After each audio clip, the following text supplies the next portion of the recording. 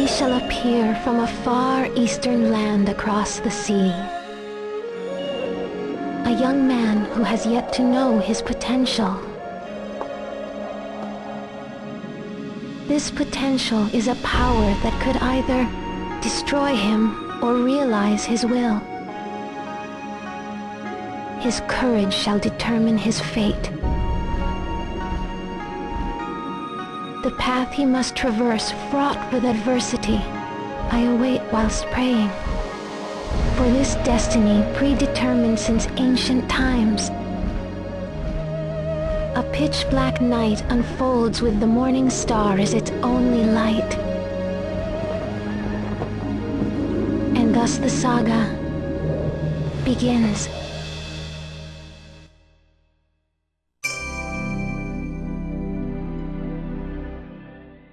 And so the saga begins, but it will never be finished because, well, the games were cancelled and everything.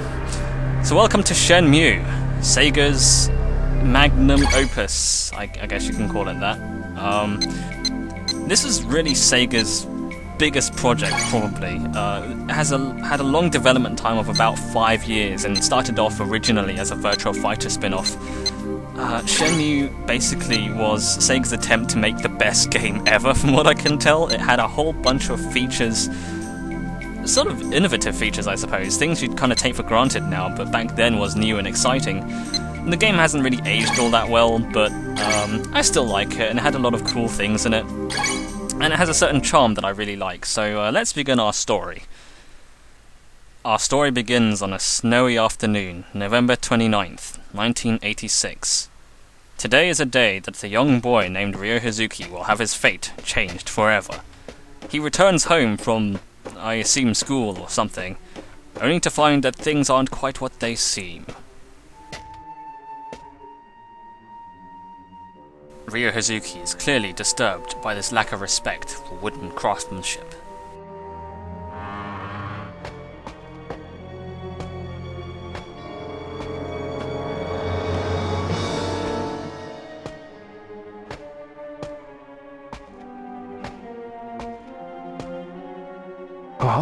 Ine-san. Ine-san. Ryo-san. I'm alright, but Hazuki-sensei... My father? After briefly forgetting the name of his father, Ryo Hazuki continues onwards, ever cautious.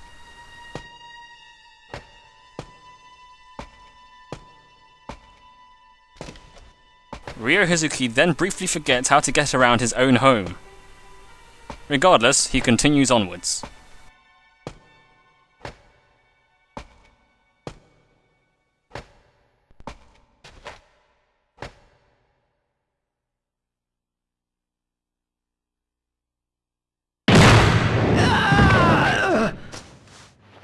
Fukusan! Fukusan! Ryo-san! Fukusan! After Fukusan rather awkwardly falls asleep in Ryo's arms, Ryo Hazuki decides to investigate the dojo, curious as to how Fukusan managed to fly backwards with such perfect form.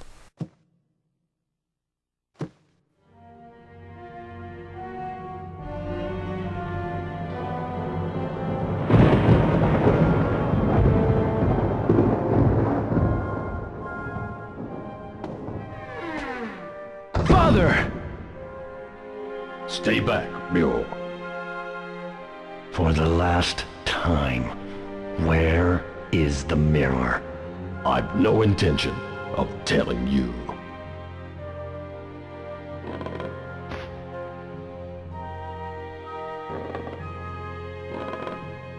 Okay, ready, and pat a cake, baker's man, bake me a cake as fast as you can.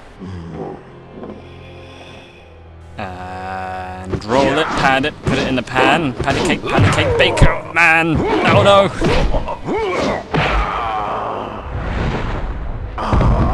You're the worst darts partner ever. Father! Why?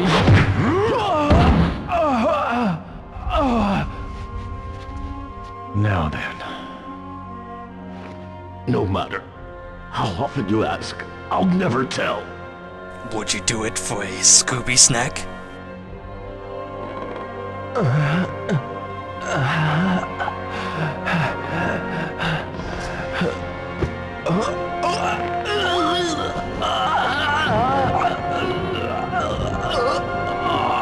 No, don't! Hand over the mirror. Or else, your son. Wait!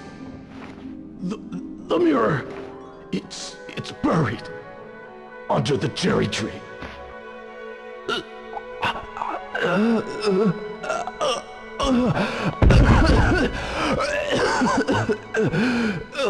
Looks like the suit on his left forgot his sunglasses.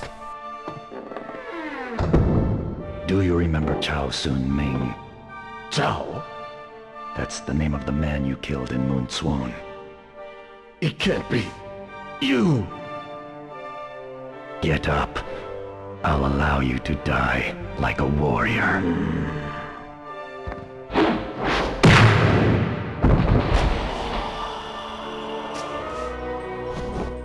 Father...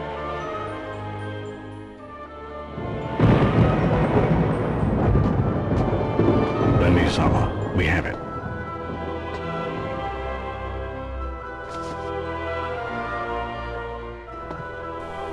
Hey, I gave you the mirror. Do you think you could give me a pair of sunglasses like the other guy?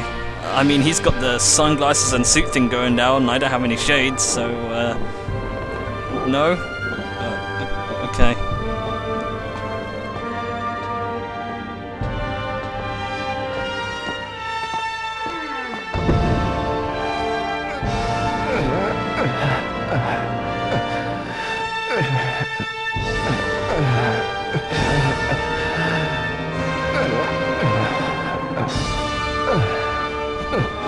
Father...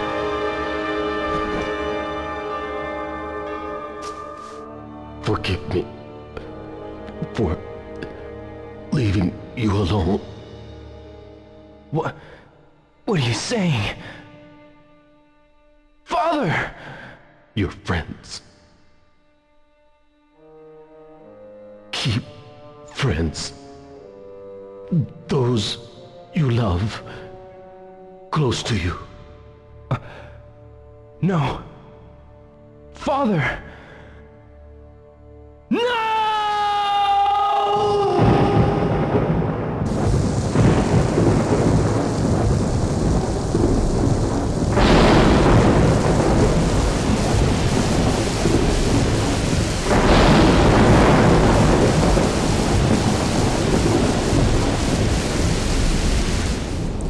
Enjoy that scene, because that's the most emotion Ryo Hazuki is probably ever going to show, ever.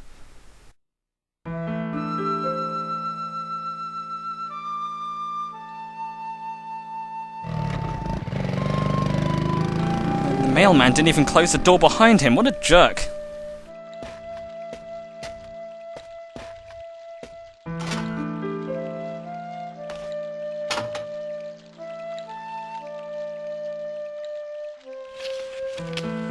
A letter for Hazuki-sensei.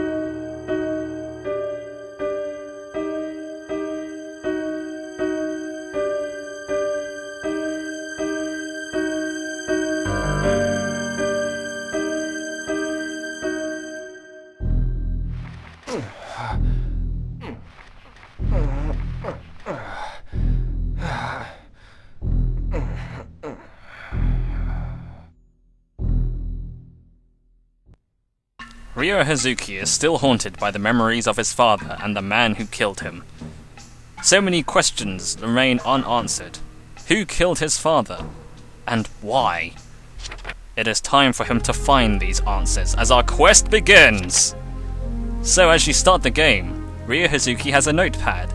Some interesting numbers in it, just important things like some phone numbers for his friends.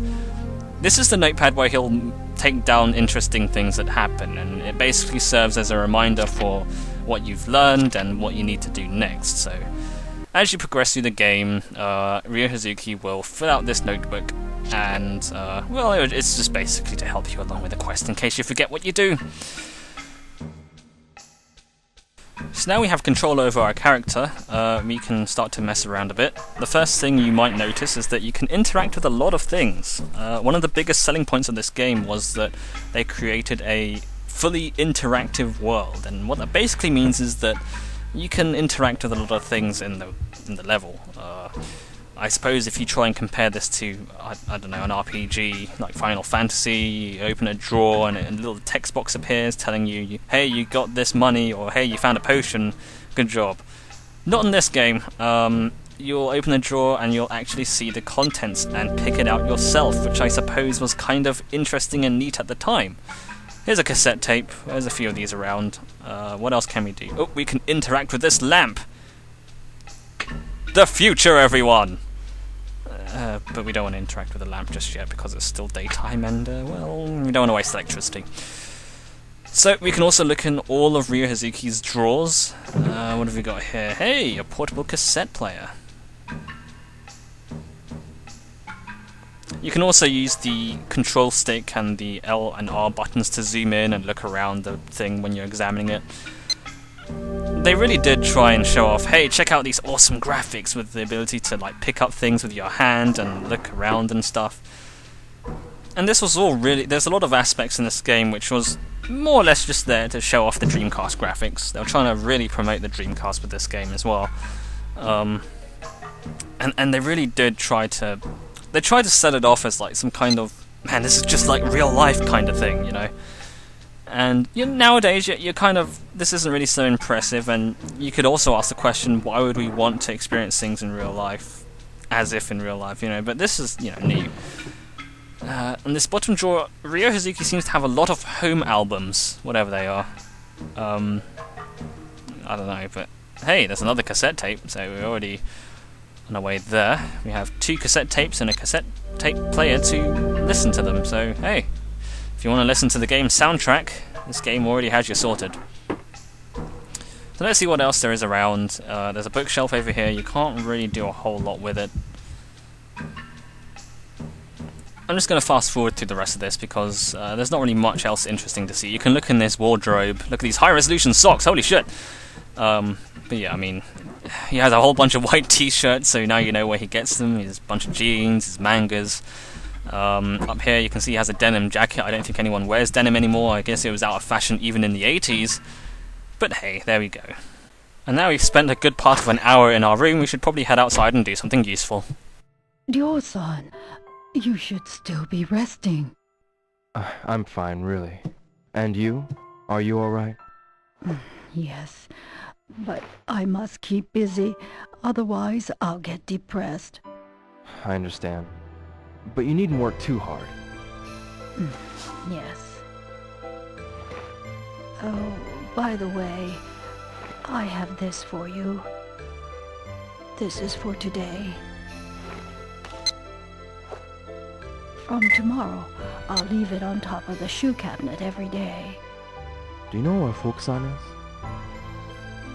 Fukara-san? I believe he's in the dojo. Really? Thanks.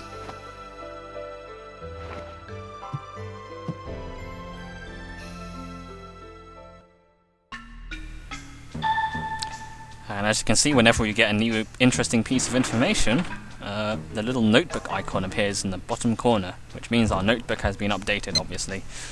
You can check it out and just see what new things you've written in there. I should go to the dojo and ask Fukusan. So, yeah, you can also see our inventory. This is the cassette tape we picked up, and we can use it to play the cassette tapes we found. These are the two we found, so I guess if you want to listen to the soundtrack, you can do that. The annoying thing is you can't actually listen to the soundtrack outside of the inventory menu, so if you want to listen to stuff, you have to just sit there with your menu out and just stand here, and time still progresses in the menu, it doesn't pause. So you can't just walk around with your Walkman out, which seems kind of counterintuitive, I guess.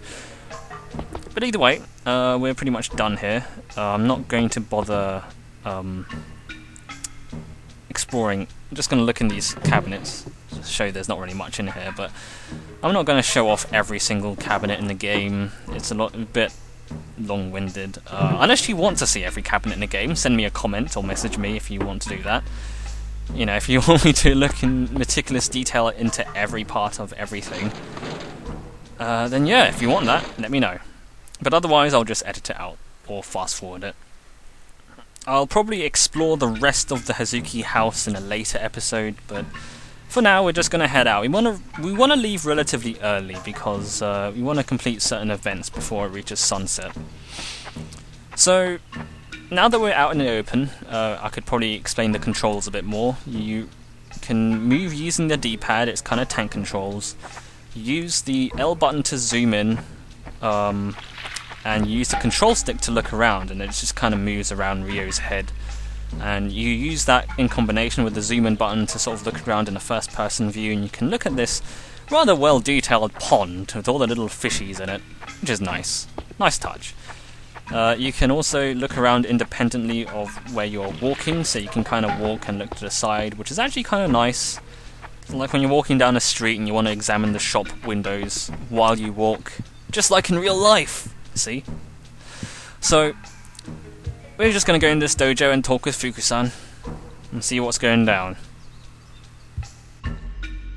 Ryo-san, is everything okay? Don't worry, I'm fine.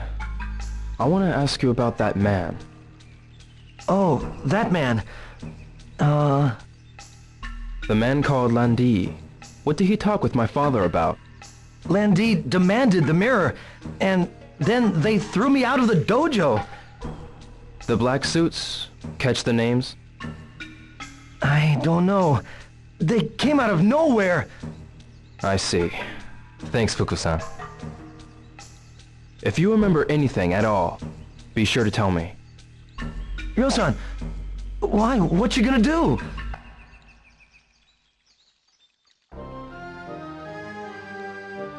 Ryo-san, where are you going? You're not going after them.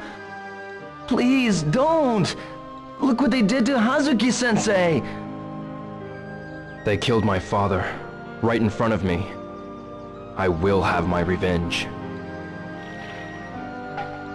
I need to do this for my father.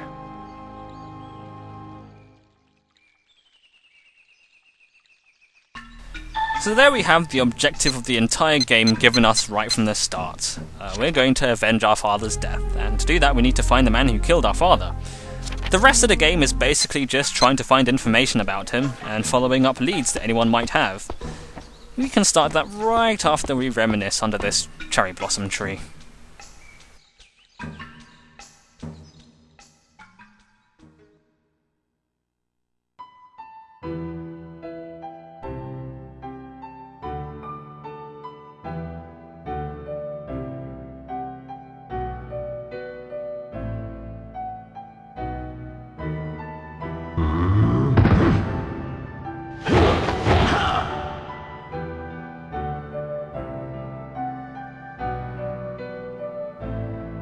Keep your balance. That's right.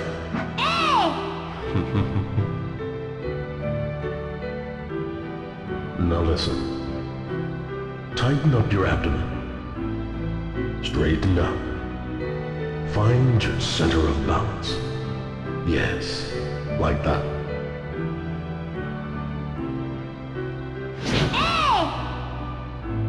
Yes, good. Okay, next step is the letter B. Can you do that? B. You did A pretty well.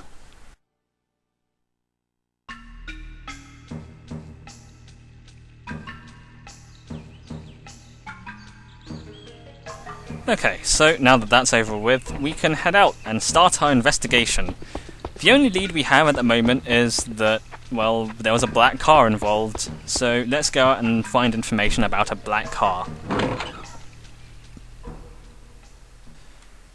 Now, one of the problems, or I guess an intended feature possibly, I don't know, but one of the problems about this game is that it's very slow paced. There's a lot of loading screens and time kind of moves rather slowly. As I think about an average day will take you about 40-50 minutes depending on when you go to bed, and you know, how many loading screens you use, or how many cutscenes that freeze time happen, I guess. But you know, you can see Ryo Hazuki's watch, and time is constantly progressing, and it's pretty slow generally. Hey. Hey, mister! Wanna play with me? Sorry, maybe later, okay? So, one of the things that this game advertises is that Hi you can there. talk to almost everyone. Hiya! What are you doing? Nothing really. The problem is that, well, they don't really have anything interesting to say, so you don't really want to talk to everyone. But, hang on, something's happening over here. Hmm?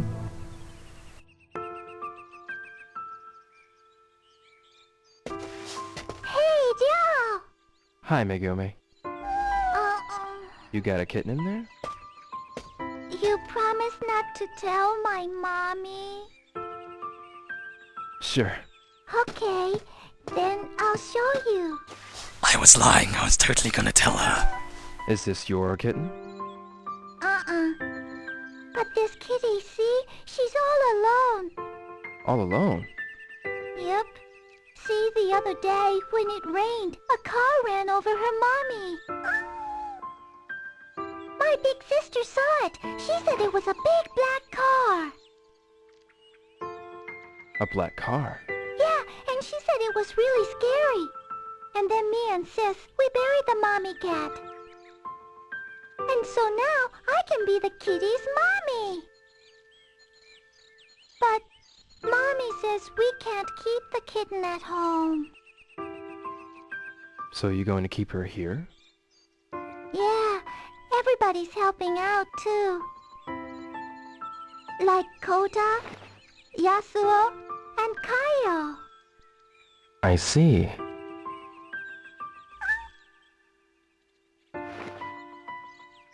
Kitty don't look so good. Think she's hungry?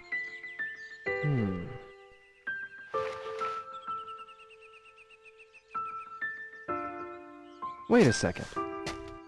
Okay.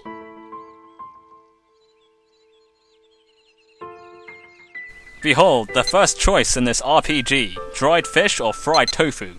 We're gonna go with the fish because obviously cats love fish.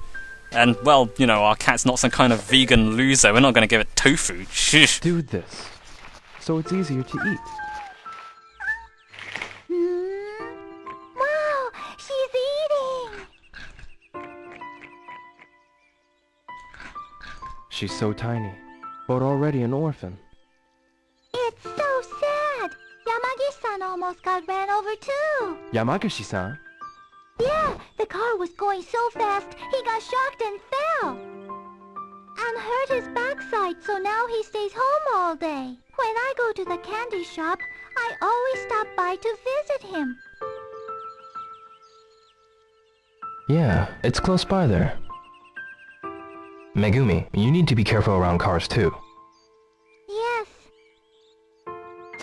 Well, I've got to go now. Oh my god. But wait! We gotta think of a name for the kitty! This game has the best voice acting. Oh, well, when I think of a good one, I'll let you know. You promise? Bye-bye, y'all! Bye-bye.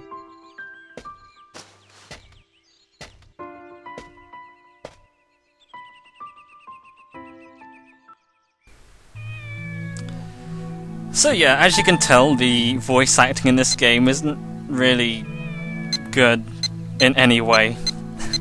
And that's actually quite remarkable for a game that was kind of advertised and touted as some kind of cinematic masterpiece. In fact, Sega was so confident that they had created some kind of cinematic, like, I don't know, wonder, that they had released this game in Japan as a movie in theaters called Shenmue the Movie.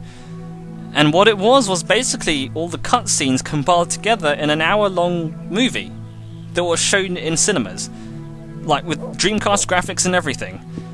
And what's even weirder is that they released it in Japan with the English dub in cinemas. It doesn't make any sense. Mishima-san, Oh, hello, Ryo. Voice that day acting! of the incident, did you see some men dressed in black suits? Black suits? No, I didn't see them. Well, did you happen to notice anything unusual? Oh, nothing worth mentioning. I'm looking for anything at all. Is there anything you remember? I'm sorry, Ryo. The weather was awful, so I stayed inside all day.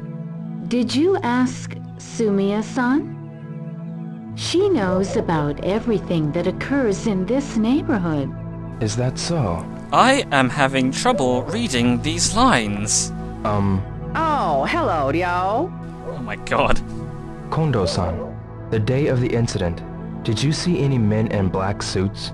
The day of the incident? You mean the day it thundered, right? I didn't see them. I see. Did anything unusual happen around here that day? Not that I'm aware of. But you know, Sumiya-san knows about everything that goes on around here. It'd be good if you tried asking Sumiya-san. I see. So, both these ladies are telling me to speak to Sumiya-san, who is over here. Yeah, the voice acting, it really does seem like one of those, those old martial arts movies with the really bad Excuse me? English voice dubs. So sorry. I have to go now. I see. And when someone doesn't have anything interesting to say, they just say Sumiya-san. no. Hi, No talking. Ryo. On the day of the incident, did you see some men in black suits? In black suits? No, I didn't. But I did see a cat, though. You mean a black cat? Yes, it was run over by a car. A kitten was crying nearby. I also saw little Megumi crying with it. I see. I don't know how Sumiya-san isn't Was there moving anything at else all. unusual about that day? Now that you mention it, Yamagishi-san took a terrible spill at the corner by the park.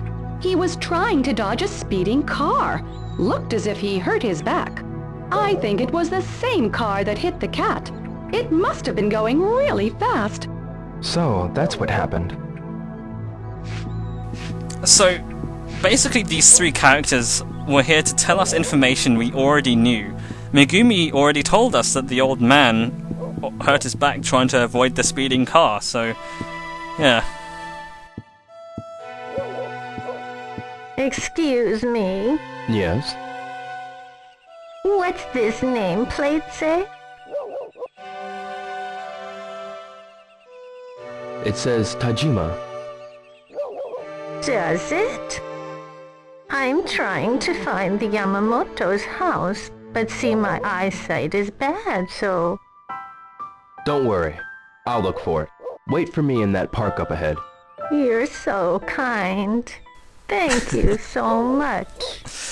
I love the body language of Ryo the moment he tells her I'm gonna find it, because he kind of like he kind of bumps his fist against his chest like, hell yeah, I'm gonna find the hell out of that house for you, lady. Like, he's so eager to do it. But that's Ryo for you. He's always a good guy, and he's always willing to do good deeds for everyone. Let's talk to some more sleeping Hi. kids. Hi, mister! Let's play! Sorry, maybe later, okay? But I am doing a let's play right now. Hey, Hey, mister! Wanna play with me? sorry, maybe later, okay? So yeah, no point in talking to any of the kids ever. None of them have anything interesting to say. Here's a friend of Ryo's. Naoyuki, Yo, got a sec? sure. Hey, is everything okay? Yeah, but hey, on that day, did you see any men wearing black suits? Black suits? No, I sure didn't. I see. Any idea who might know about those men in black suits? Maybe Sakuragaoka Gossip Gaggle might know something. You know how they're always yakking over near the payphone. Try asking them. But I did Good ask idea. them. No, it's not a good idea. All they did was tell me to go to Sumiya-san, who told me what Megumi already told us. So, I guess now we can look for the house that the old woman was looking for. You can look in the nameplates of every house and find it yourself. Nomura-san. Oh, hang on, let's talk to this guy first. Hello! On the day of that incident, did you see any men wearing black suits around here? Black suits? Yeah, black suits and black sunglasses. Not that I can recall. See, I'm outside of Dobuita during the day, so I don't know what goes on around here. I see. Anyway, yes. We can have a look at this map, and it tells us where everyone's house is. And the woman was looking for the Yamamoto house, which is actually right here. It's like right next to this sign. So the woman's actually really close. It's just she needed a little extra help. Yamamoto. That's it. Guess I'll go get that lady.